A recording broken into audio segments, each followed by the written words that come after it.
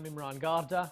Welcome once again. You're in the stream. Today, desperate conditions in Tibet have driven some to protest using extreme measures. We'll speak to the Prime Minister of the Tibetan government in exile.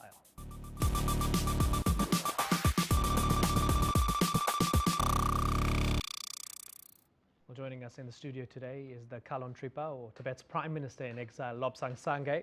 He's the first secular and democratically elected political leader of the Tibetan diaspora and took office about 3 months ago. Looking forward, sir, to hearing from you. Thanks for joining us. Thank you very much. Good to be on your show. Great. Also with us today, next to Dr. Sangay, is Mayal Hassan. She's filling in for our digital producer, Ahmed Shihabuddin, and we'll be looking out for all your feedback. Hi, May.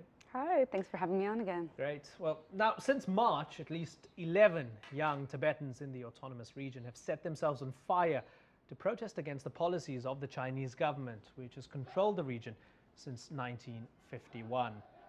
Now, you're looking at video here from a recent protest in Dharamsala. The exile community has long criticized Beijing for attempting to destroy the Tibetans' religion, environment, and way of life. Well, despite this, some Tibetans, including our guest today, say they can still work with China and support an improved version of autonomy under Beijing. But how can they reconcile with the alleged human rights violations that activists say have occurred under Beijing's policies? Now, what are the options for Tibet? That's one of the major questions.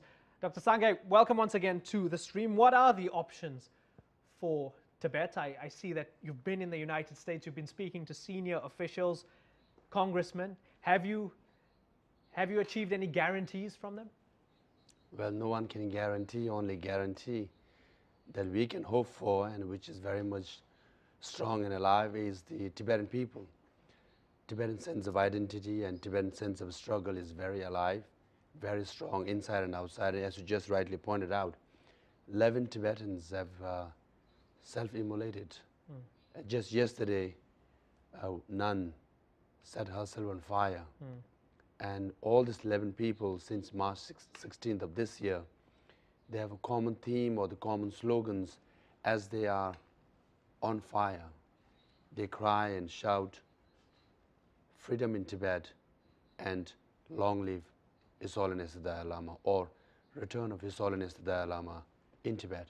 This is our aspiration, but what is on the table as far as we are concerned with the Chinese government is what we call Memorandum for Genuine Autonomy, in which we have defined what autonomy means for us, which is autonomy within the framework of the Chinese constitution and within China. And we do not challenge China's sovereignty and territorial integrity, but we want Tibetans to administer our own region so that we can preserve, promote our own culture, identity, and dignity. Well, they don't believe that your call for greater autonomy and the Dalai Lama's call for greater autonomy is sincere. They believe this is disingenuous because they call you ethnic separatists and they call you terrorists, frankly speaking. Why do you think that's the case? Well, they give many labels and they call you many things. But heart of the matter is, if you read the Memorandum of Genuine Autonomy, each of the provisions that we have is as per provisions of the Chinese constitution. So the Memorandum of Autonomy is within the stipulated provisions of the Chinese constitution. If the Chinese government does not want to give us that autonomy, that means they are not willing to implement their own laws, which means if China calls itself a country with rule of law, then they ought to follow rule of law. Either there is rule of law, if so, they ought to implement their constitution and guarantee us genuine autonomy. If they don't, then what they claim is wrong. There is no rule of law in China. Before we look at some of the feedback on this issue of the self-immolations, these are very young people, 21, 22, 23 years old. And as you mentioned, almost a dozen since March. China has called this terrorism in disguise in an interesting Orwellian doublespeak kind of way. One of the suggestions is that you are not just condoning this, but you're encouraging people to do this to make some sort of political message, to send a political message out there. Now, I have stated before and during the inauguration that we do not encourage protests inside Tibet and far less self-immolation, because we know the consequences of any protest inside Tibet. They get arrested, they get tortured sometimes they disappear, and some die.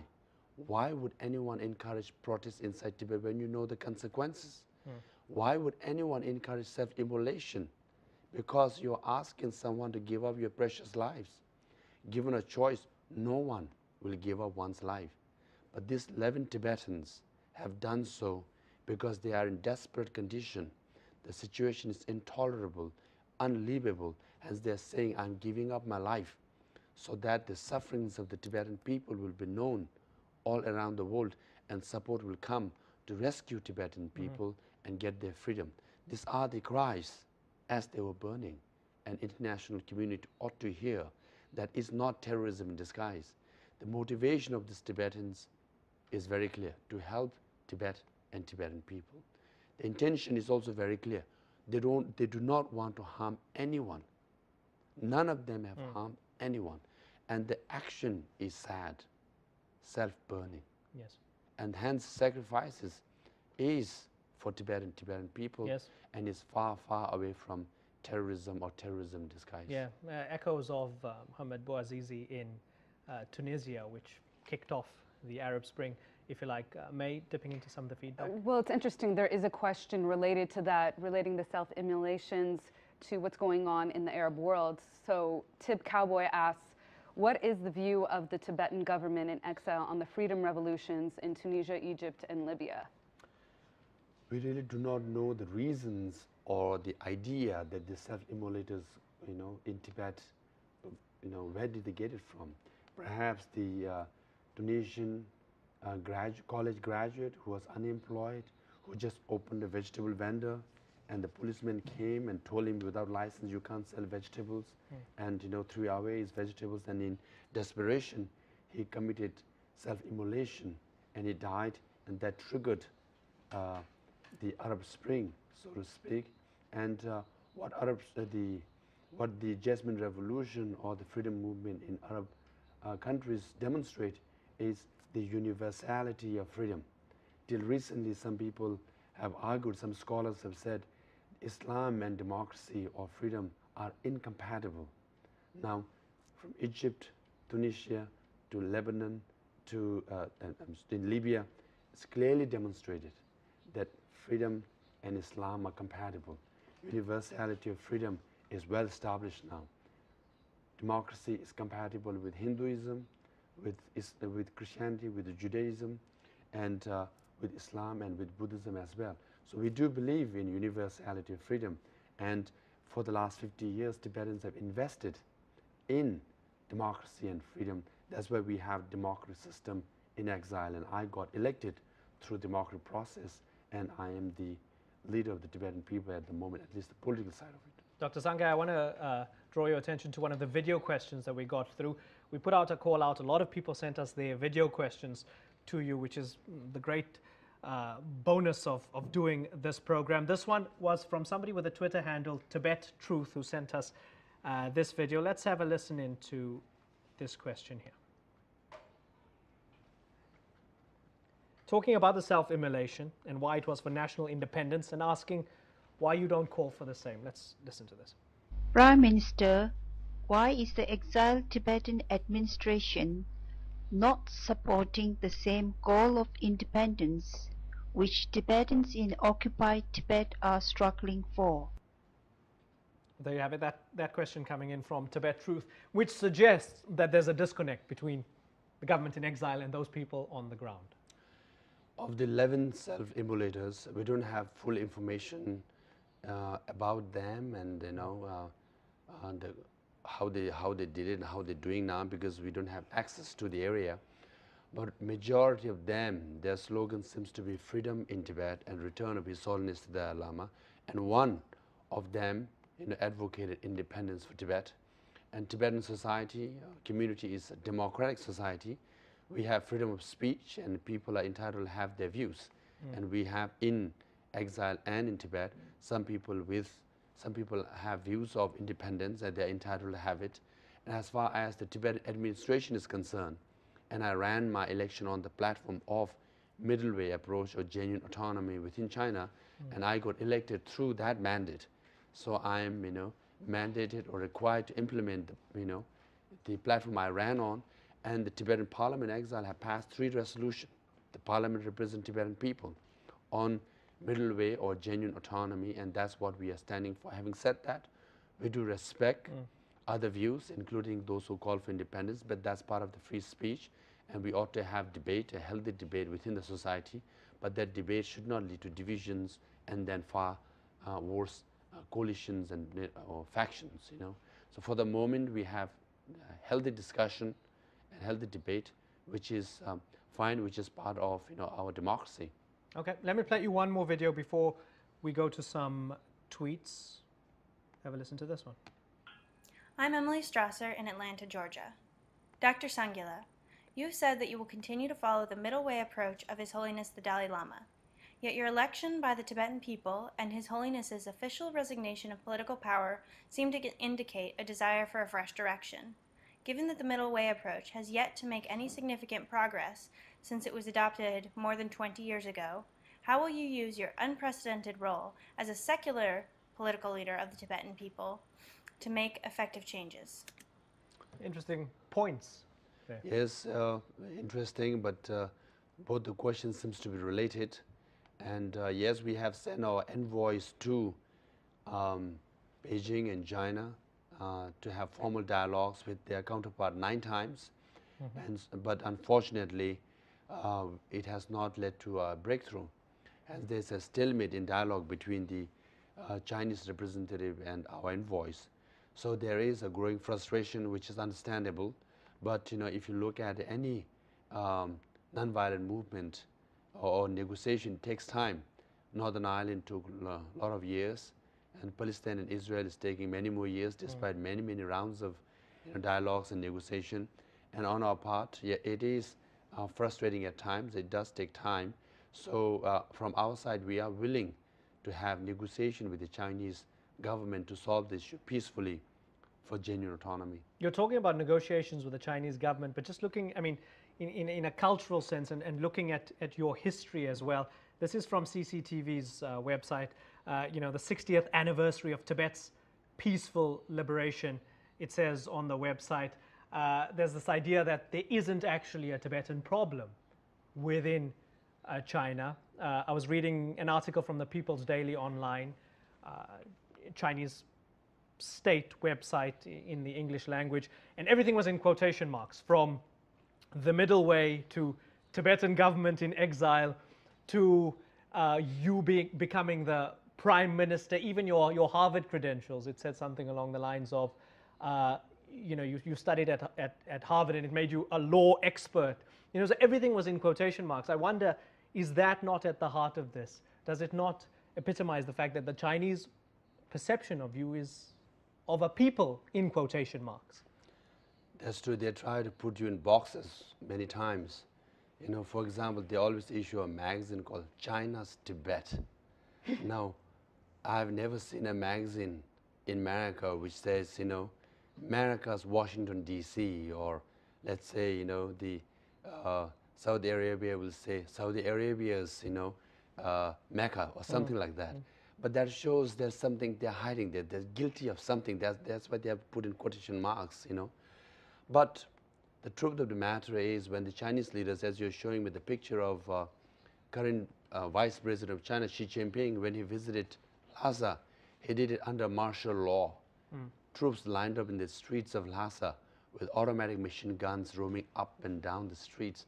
And then only he gave the speech of 60th anniversary of quote-unquote peaceful liberation of Tibet.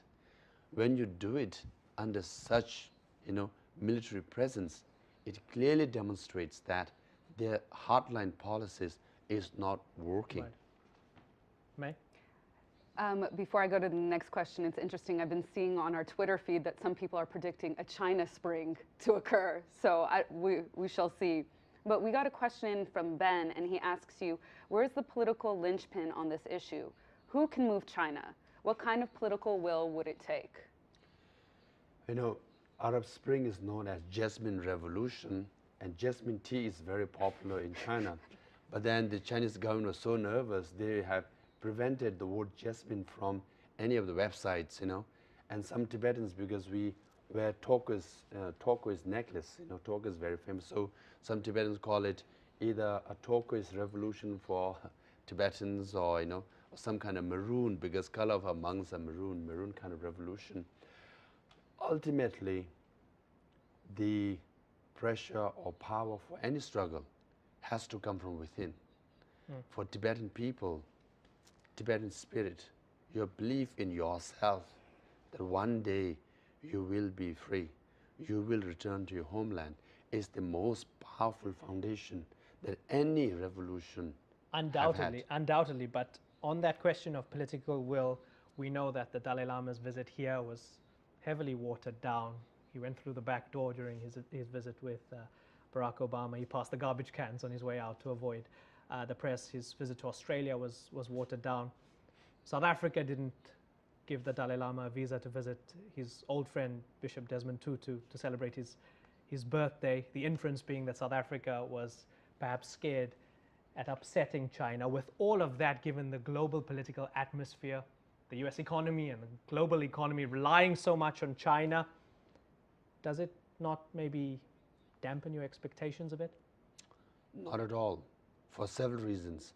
Now, it's a shame that the country of Nelson Mandela, which all invested in freeing, you know, and restoring democracy in South Africa, has resorted to such sad act of denying visa, you know, for His Holiness the Dalai Lama, a global statesman who advocates nonviolence and peace. And then, obviously, there is growing economy in China and growing military power, but what they lack is moral power. If they want to be superpower, they need moral power. Only moral power they can get if they respect freedom for Tibetan people. Now, world is anxious with the rise of China. We Tibetans are not, because we have lived side by side with China and Chinese for the last thousands of years. So we are genetically disposed in understanding China and dealing with China. We have seen rise and fall of China. We have invaded China before. They have invaded us. So we know how to deal with them. So we are seeing a moment of rise. But eventually we know our freedom will be restored, because why? 13th Dalai Lama, when China, again, the Chinese army invaded Tibet in 1910, and he had to flee where? To India. By 1913, Tibetans worked tirelessly, unitedly, and made possible the return of 13th Dalai Lama to Tibet. We have done it before, we are going to do it again. You do understand why many from what could be defined as the hard left or the anti-imperialist left don't rally around the Tibetan cause, do you? Well, of course, given a choice, we want, you know, all anti-imperialists or imperialists to rally around us. But they and talk support about us. They talk about the Dalai Lama's lack of democratic credentials. Tibet is a feudal society which is based on feudal serfdom. It's a theocracy, a dictatorship. This is often mentioned as one of the reasons as to perhaps it being maybe better for the Tibetans that the Chinese take control of the area. Let me tell you my background. I grew up in a very small village when my parents fled Tibet as refugees. And I grew up in 1 acre of land. My parents had 2 or 3 cows at any time, or a dozen or so chicken. My parents sold one of the 3 cows to send me to refugee school. From there, I went to Delhi University, got Fulbright scholarship to come to Harvard, did my master's and doctorate, which I finished in 2004 and got appointed as a fellow and senior fellow. And it's not in quotation marks. Now, these are not in quotation marks, and all this demonstrates that I have better credentials than the Communist Party leaders now, especially the party secretary in Tibet Autonomous Region, you know. So if you go by the credential of socialist or anti-imperialist background, I think I have better credential, and I have more votes than the party secretary who is Chinese in Tibet. Because why? He doesn't have a single vote from Tibetans. I have more votes, and I know for sure if you contest election in Tibet, given a choice, Tibetans will vote for Tibetan, not because it's me, but they will choose Tibetan. Like in Arab countries, there are people, They're choosing their own leaders by voting for their own leaders. That's the choice people will make ultimately. May? So we have a question from Ibrahim about the Dalai Lama's role now that you've been promoted. How do you view the Dalai Lama? In what way? A religious figure, a political figure, or both? No, His Holiness the Dalai Lama has led us brilliantly, and it's to his credit, his vision of establishing democratic society. Every decade or so he has introduced democratic reforms, and this year he decided to devolve all his political power. That speaks for itself compared to Arab Spring, where one leader who is willingly, and he says happily, giving up his political power. And we have Arab Spring because leaders refuse to give up their powers. So he has really good democratic credential, and now he has devolved all his political power. Our parliament amended all the provisions of our charter, and now he is the spiritual leader, the most revered leader in the Tibetan world.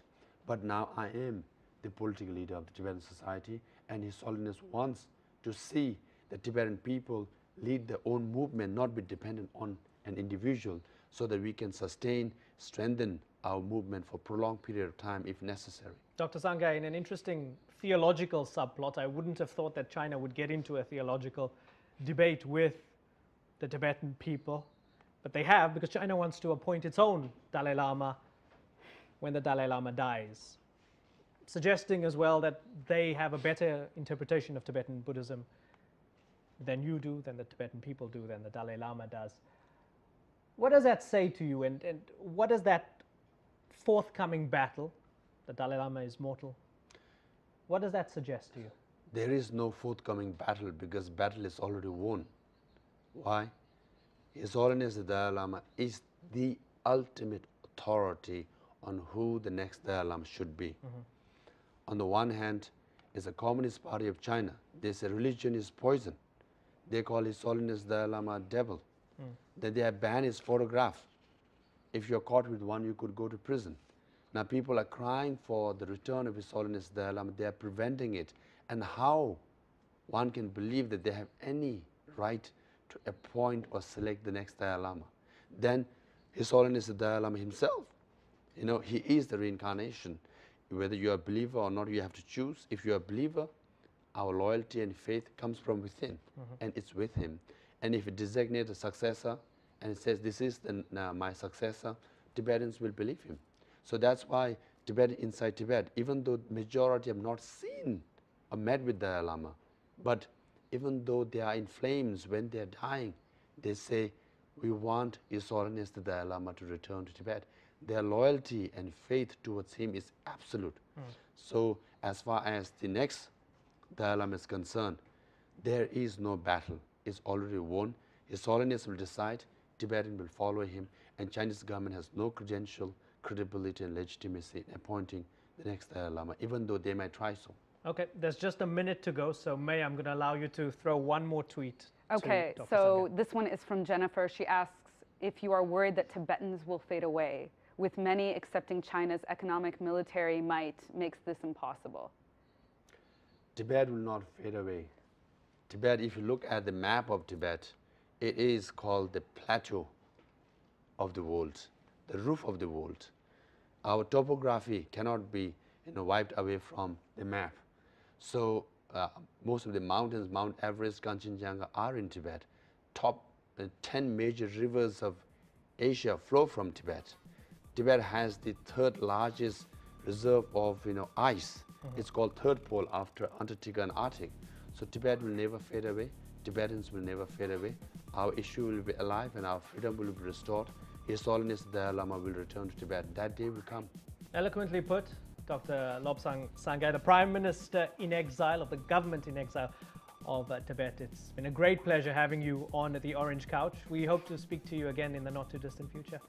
Thank you very much, Imran, and thank you, May. And I enjoyed staying and sitting on this Orange Couch and answering all your questions and as well as questions from the web. Wonderful, wonderful. Thank you very much, May. Thanks for joining us. Thank you for watching. On Tuesday, we look at a reality TV series that's taking US viewers inside the world of Muslim Americans.